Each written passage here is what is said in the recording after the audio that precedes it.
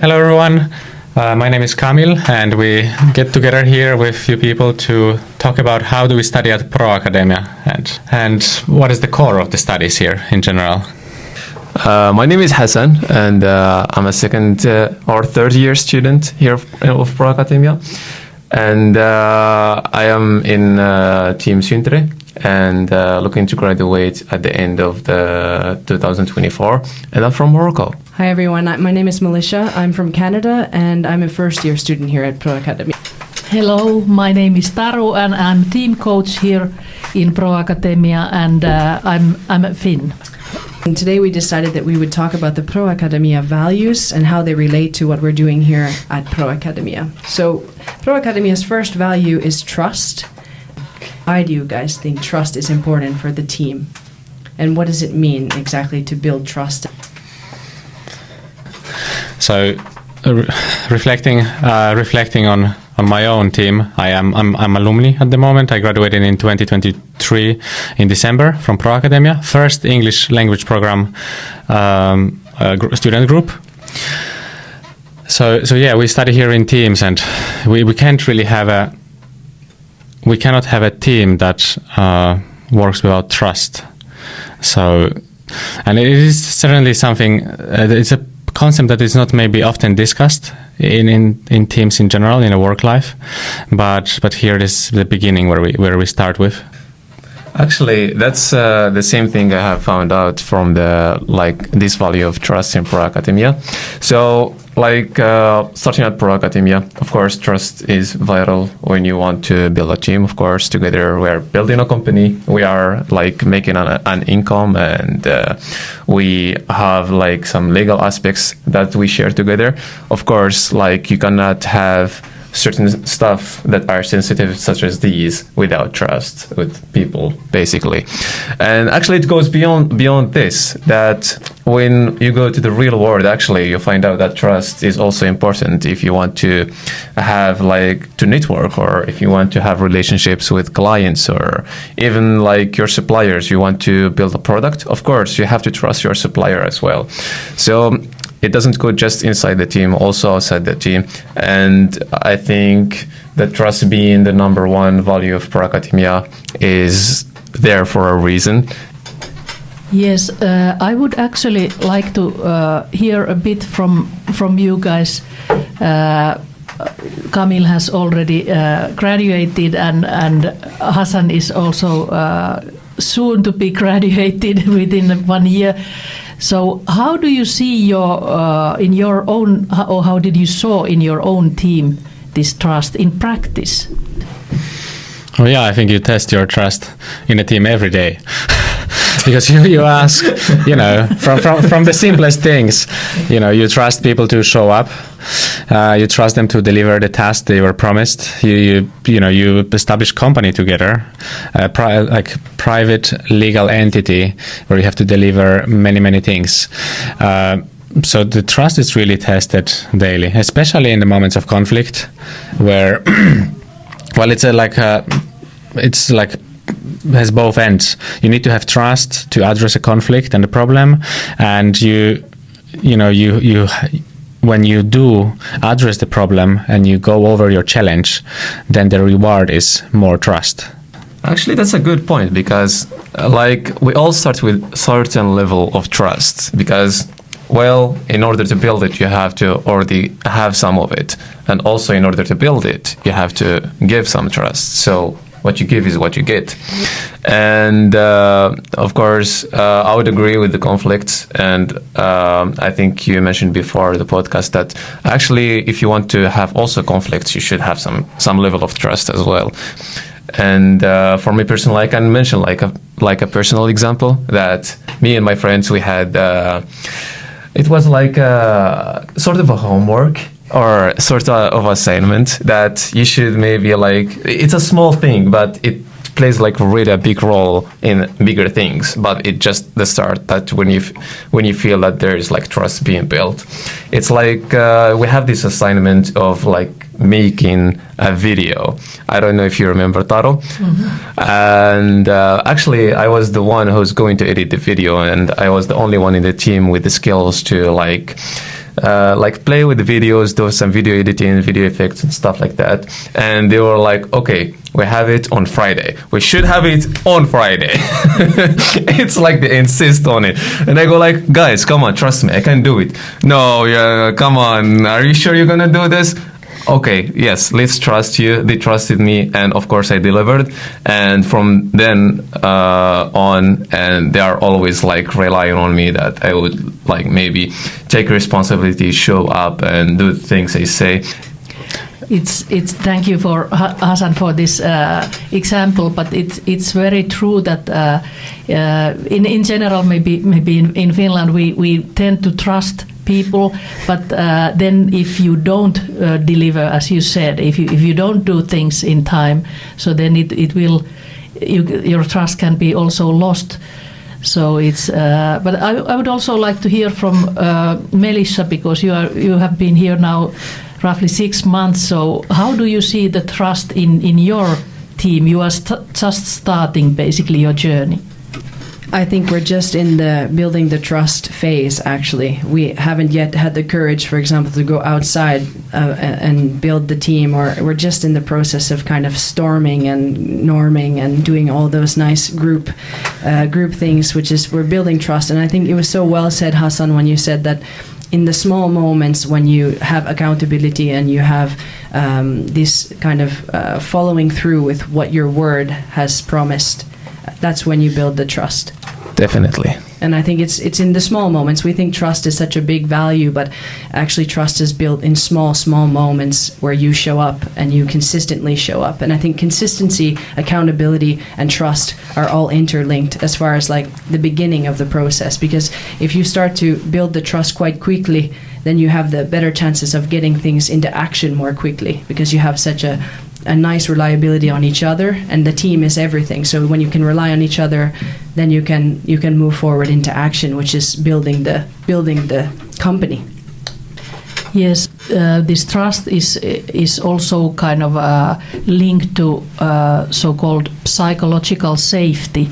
When you can trust your team members, then you feel safe. I think Camille already mentioned that there are and there will be definitely conflicts in the team when you are kind of starting a company, like real company with real money and real customers together. But it's not so much about that you are having conflicts, but that you are actually solving those conflicts. And when you have trust and that psychological safety, you can actually speak out loud your mind, and then you can handle these possible like issues that you have in the team, and that's a great asset for the work life in general. Something that just came to my mind was mistrust, actually. We're maybe coming from a perspective that is like from a mistrust or from an assumption, and we might be assuming that this person or this thing is something that it's completely not, and so we have mistrust sometimes in ourselves, and that speaking out loud and having the bravery to speak out loud and say that you maybe don't really know what this means, or you don't understand what's going on, which I feel as a first year student I literally walk around every day saying I have no idea what I'm doing because I think it also builds trust in that sense. It's like you have the opportunity to learn at that moment, and also that you have the opportunity to clarify things. And I think clarifying things can also build trust, because then you start to know a little bit better every day what you're doing, and a little bit better kind of who you're doing those things with.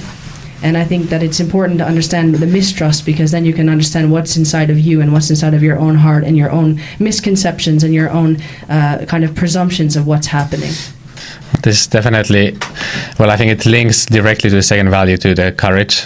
So it's like you attempt, like you said, you express yourself, it takes courage too. And then you want to spread that courage inside the team. So for example, somebody else who doesn't have that trust yet, they can see that, okay, you had the trust to other people, and you were courageous also to show your vulnerability and, show what are your real thoughts. And so then that spreads, and then you can have, once everybody in the team is on board, you can go forward.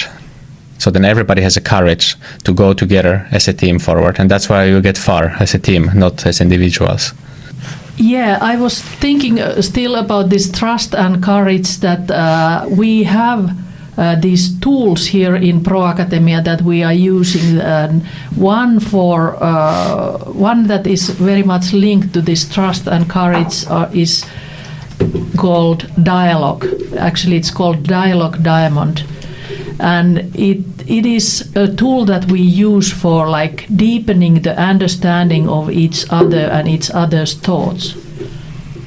Because in normal conversation, you kind of often you just don't listen too much to the people around you. You are kind of maybe waiting to get your ideas out, and you don't really get so deep in understanding each other. But in dialogue, we have this so-called training sessions where we really put our focus on that we truly listen to each other.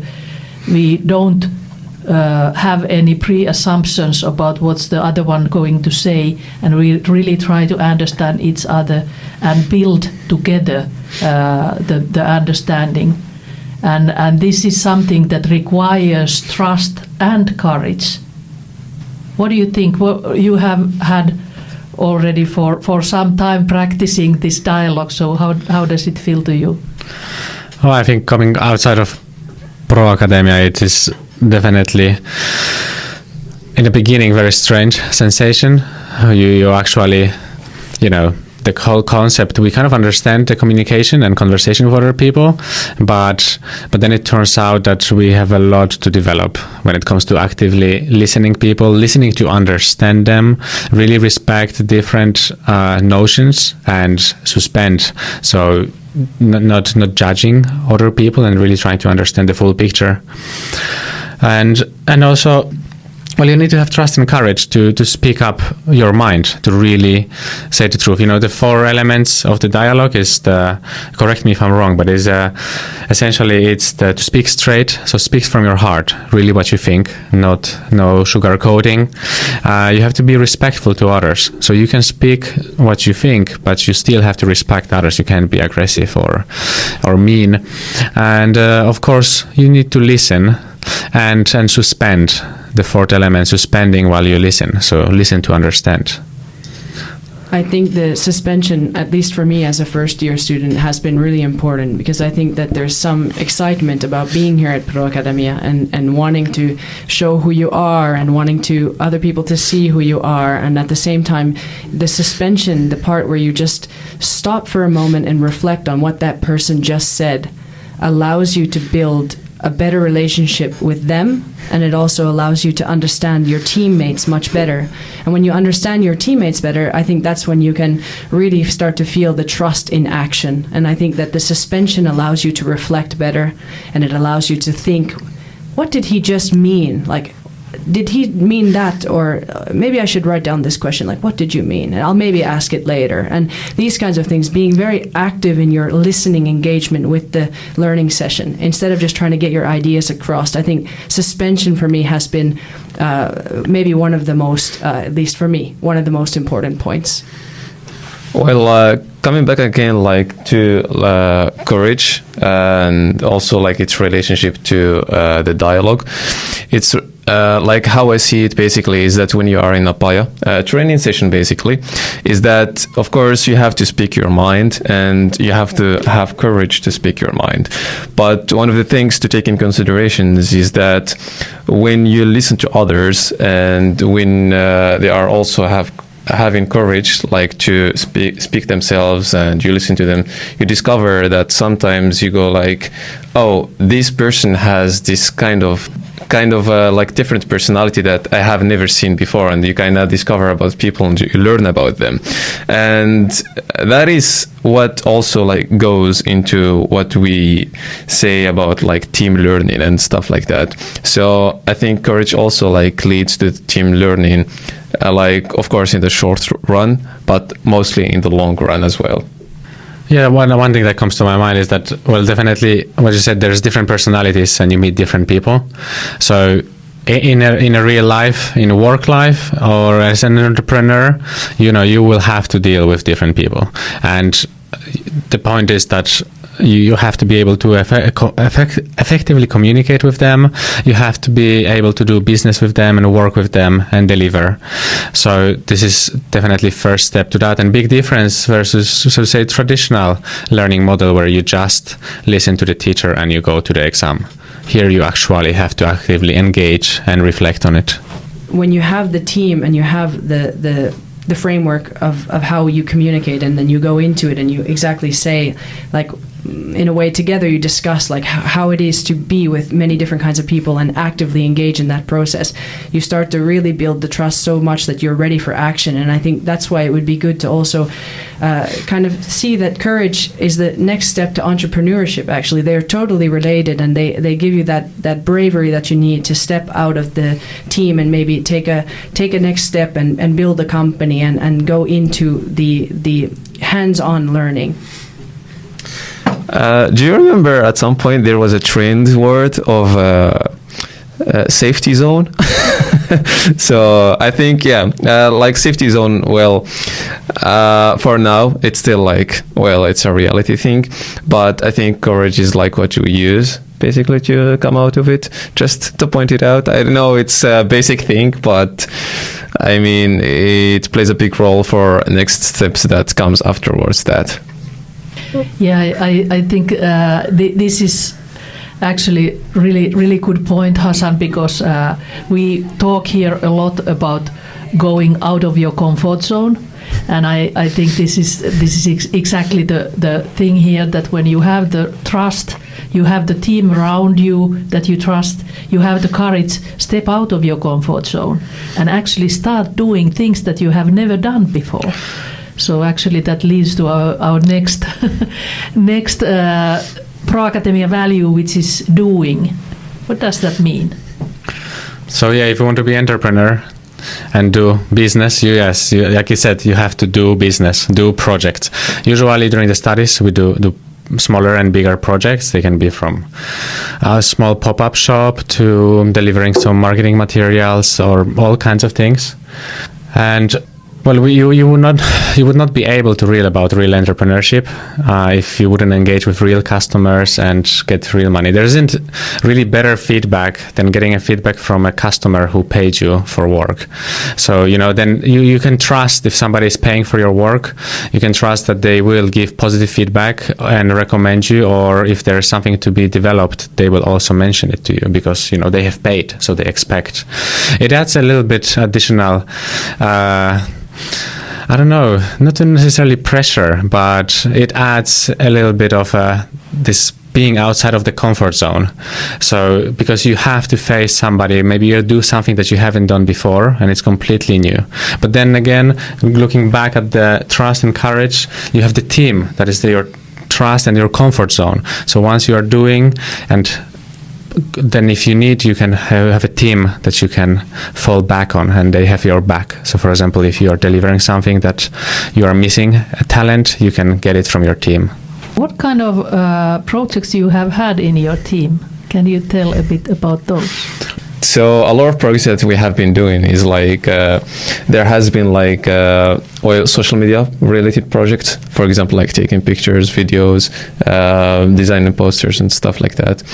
And this is like only one of them. But there has been also innovation like projects that we would go B2B and innovate for like companies, some solutions for them.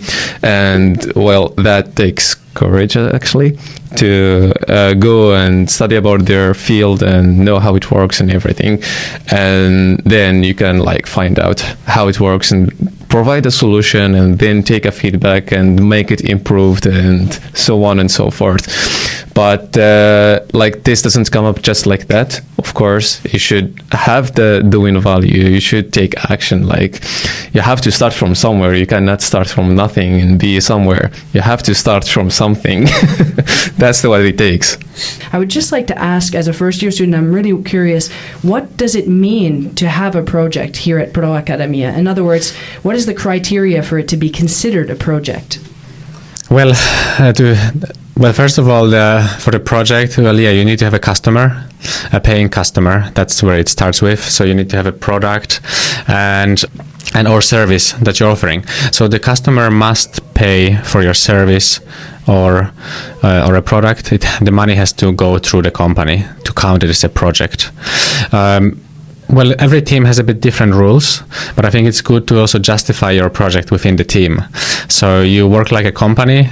There's many people. They might be performing in smaller groups, different projects. So you have to justify, for example, if let's say me and Hassan, we are doing project together and suddenly I have new idea and Hassan needs my help, then he's going to say, no, you maybe we have to finish this project and go after that to the next one. And maybe to bring some projects that we've done, the very first project in my team, it was, in a way, it was a big fiasco, but we've learned so much as a team. We needed money very quickly. And, we had many ideas, but they needed time, investment. So we needed something that we know the next step today and then tomorrow, and we can do it next week. So we come up with this excellent idea of changing tires in the cars. Because in Finland you have summer and winter tires, so you need to change your wheels. It's pretty straightforward. You lift the car and change the tire, take the screws out, change the tire. It's very common. Plenty of people do it. Well, of course, we didn't take many aspects into consideration. We definitely had know-how how to change the wheels, but we didn't have any knowledge, where would be a good place to do it, how to access our customers. Pricing, yes, and other things. But then with time, we've developed different projects. We've had two big projects related to export and import, international. One was where we were importing tea, actually infusion tea from Asia and selling in Finland. And another one where we were selling small goods produced by indigenous communities in South America. The project of the indigenous communities made me think of the Paragon of New Entrepreneurship, and I wanted to just ask you guys if you could clarify what that means and why is it important for also how it correlates to the Proakatemia values, and why is it important for entrepreneurship of the future? What is the Paragon of New Entrepreneurship? So what was 2 years ago, we developed a new strategy for Proakatemia, and there's 3 pillars that are under the new Paragon of Entrepreneurship. So it's continuous learning, sustainable entrepreneurship, and community and networking. So those are all 3 aspects that we daily take into account. Well, for example, bringing the indigenous communities, it falls for the sustainability aspect, acknowledging different cultures and different needs around the world, also outside of the, so to say, our bubble, so we can really reach and understand different means of doing business and living. So it was actually really good thing that you brought up how you had this fiasco project, Camille, because this is one of the important things in Proakatemia, that when you actually start doing projects and you don't really maybe know much about the project, but you just start doing it, so it is kind of inevitable that you will sometimes fail, but that's okay. We don't punish for failing, because actually there are many maybe phrases about, but one of them might sound something like that: failure is just one stepping stone on your way to success. So basically you learn from your failures, and when you have this kind of positive and constructive approach to failures, then you kind of you get much more far in your path, in a way. What do you think? Oh yeah, definitely. It's learning the hard way at times, but definitely it's effective learning. We had many different projects, and I think in the beginning when you fail, you think that it's a failure, and you are not happy with it. Then you learn and you go to a new project. But then with time, the last project that I did, on the third year of my studies. I think now, from this perspective, yeah, they could have been so much better. But then you just acknowledge the fact that you cannot do it perfectly, but you're gonna do it, and whatever you miss, you are going to learn about it, and then you can go forward. So you see the failure. Yes, you can consider it a failure, but you can also just consider it a learning curve, because then you really realize, okay, I was missing this and I was missing that, and next time you know about it. Yeah. So in a way, all these values. In Proakatemia, they are intertwined in a way that when you have the trust to your team, and then you have the courage to do things, and then you don't mind if you are failing in your projects, because basically it just increases your courage also, that you realize that, okay, the world didn't end even though my project went not so well, and you can learn from that and still have the courage to take risks also in the future. Yeah, that's something that entrepreneurship is all about. Yeah, you have to trust the process, because that's the path to success. We have heard of this slogan like a million times. Always trust the process. But it's actually like, if you think about it, it's like an attitude that one should have, like when coming to Proakatemia, where like actually, just like Kamil said, he really said it nicely, that you have to be okay with failure, and it's just like one part of the learning curve. And personally, I see the whole century is actually like fine with that. I would say there is like the most common example in this is when you try to do sales and you are do cold calling or cold emailing, and you get a lot of answers of no. Like straight like that, and when you just started, you go like, "Oh my God, what did I do wrong?" It sucks. It's like a bad feeling in the beginning, but like with the time, of course, you get more mature and you get used to it, and of course you improve in yourself and you learn from those mistakes, and you have more courage to do more actions and develop by yourself. It comes to my mind, at least, is this kehittäminen, like this development and developing yourself. And I think that the failure aspect is the way to learn. And I think that it's more of this kind of, you get better and better and better. So you're always in this process of kehittäminen, like in development. And I think that's the nice part when you can say, Kamil, like you just said, when you're in the third year going, oh, if I had done this like this 2 years ago, then this would have been better. Well, that already goes to show you're a better entrepreneur 3 years and after graduating than when you started. So I think this development is crucial also. Yeah, definitely. It's the learning. It's not only the learning like the hard skills, but definitely growing your mindset, and it's part of like your personal growth. So you're able to cope with the difficulties, with your failures, and in a way you are able to accept yourself and accept your path, and that's the real success, because the success can be defined very differently for different people.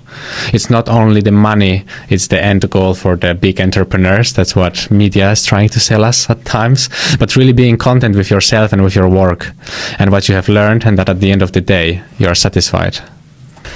Actually, like learning is like my favorite part. Well, of course, all of them are necessary, but it's the most fun part for me, because like it really gives you a great feeling when you feel like you're learning something new and you develop yourself and your minds, and then you feel like you're growing.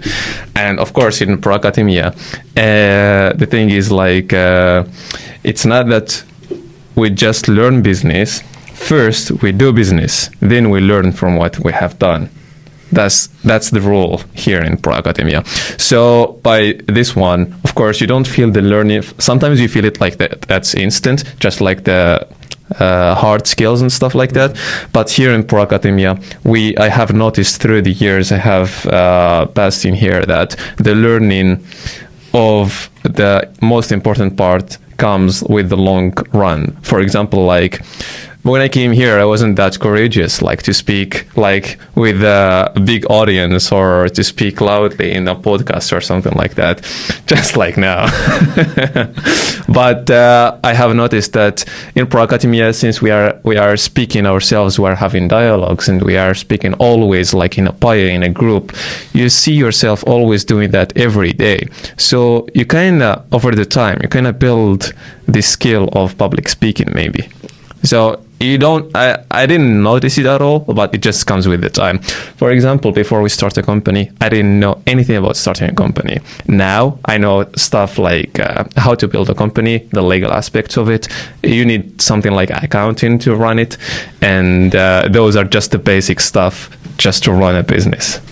This made me just think that actually I have had to learn to trust, and I've had to learn to have the courage, and now I'm also trying to learn how to do. And I think back to the Paragon of Entrepreneurship, the new entrepreneurship, is that the continuous learning, I think, is really embedded in how we work here at Proakatemia. And I think the learning aspect is so crucial to the attitude. It's like you don't have to be perfect, but you have to be willing to learn. And being willing to learn means you have to be willing to not know something.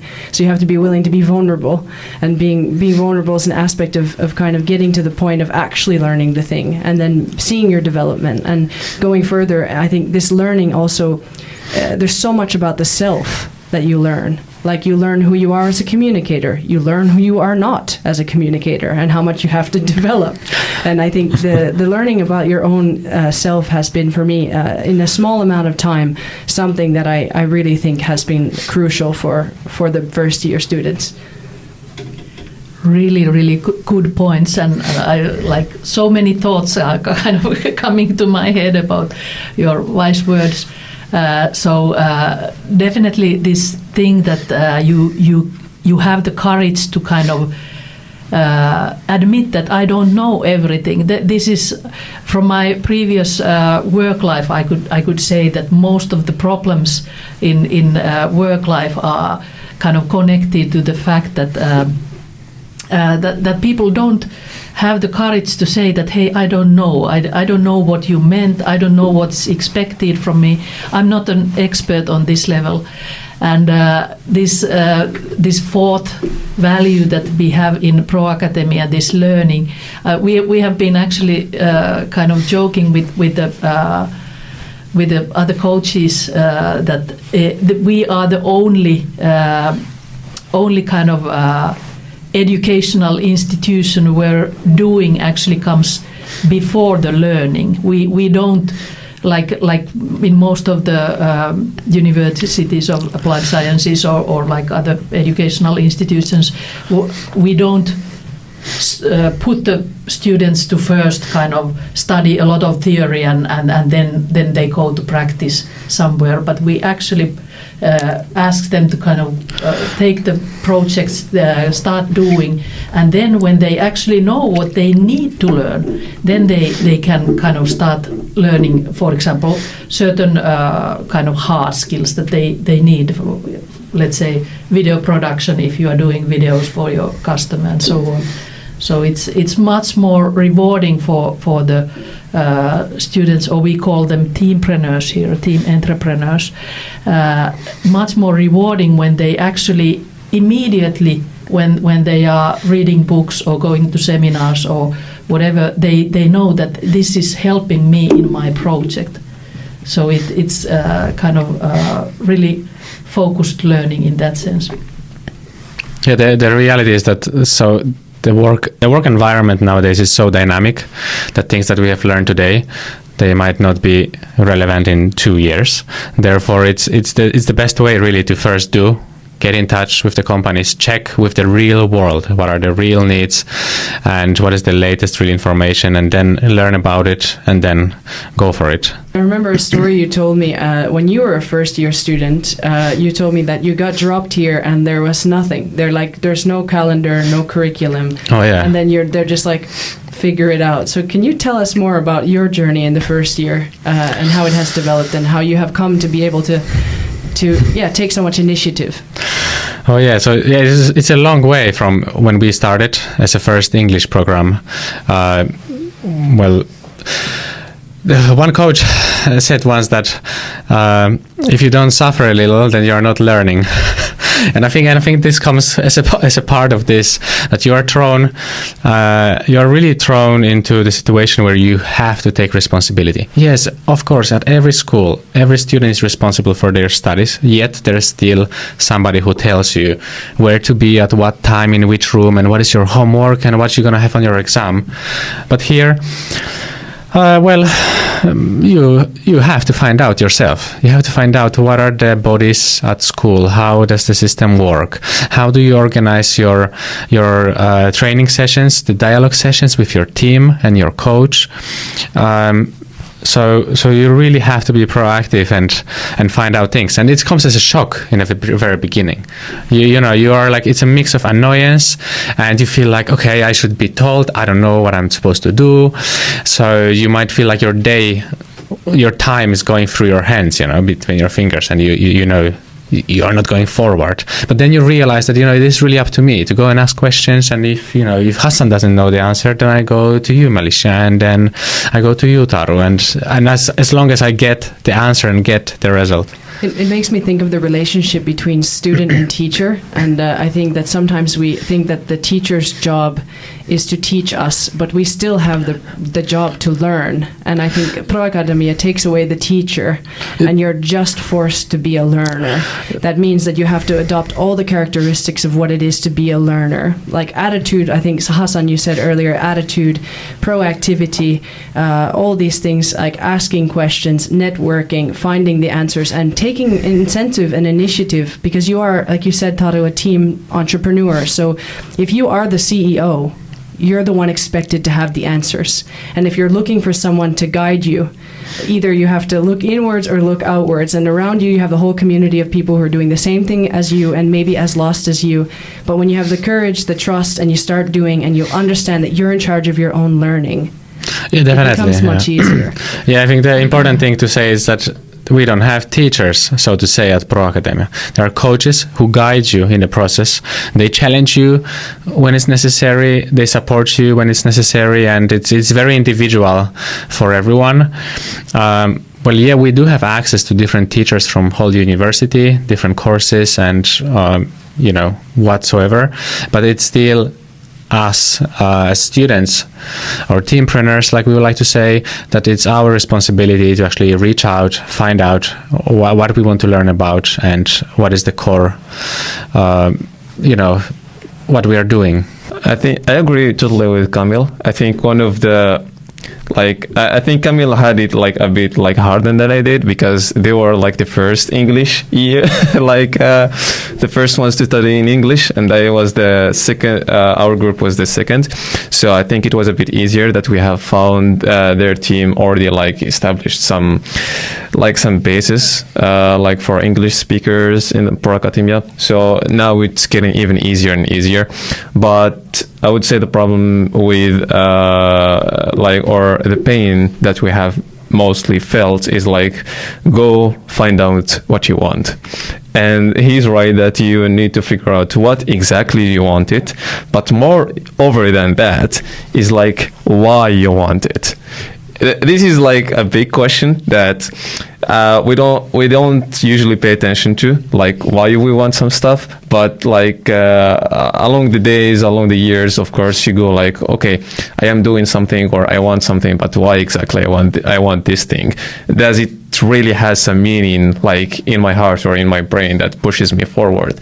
Maybe because that question of why, that question might give me the motivation to keep going forward and give me the courage also to keep going forward.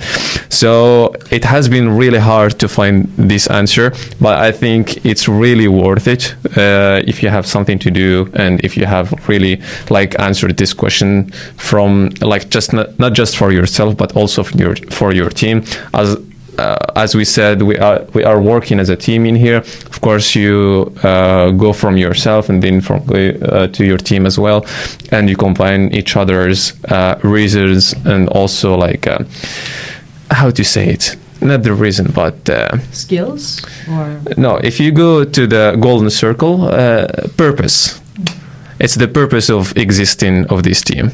I think this is like the biggest question that we wanted to answer back then, and we are not in a hurry to find it, but You sound now like a real entrepreneur. So the why reminds of Simon Sinek and then the golden circle. But yeah, I think it's really nice to think about the why, because it makes me directly go back to entrepreneurship and directly go back to what are the values that you have created for your team, and why you are doing the projects you are doing, and do they relate to your values? And I think that comes up a lot when you're doing things. That are they in relationship to what you really believe in? And I think it's important to somehow follow what you actually believe in order to have the motivation, like you said, to keep going when the going gets tough. Yeah, I was just thinking about the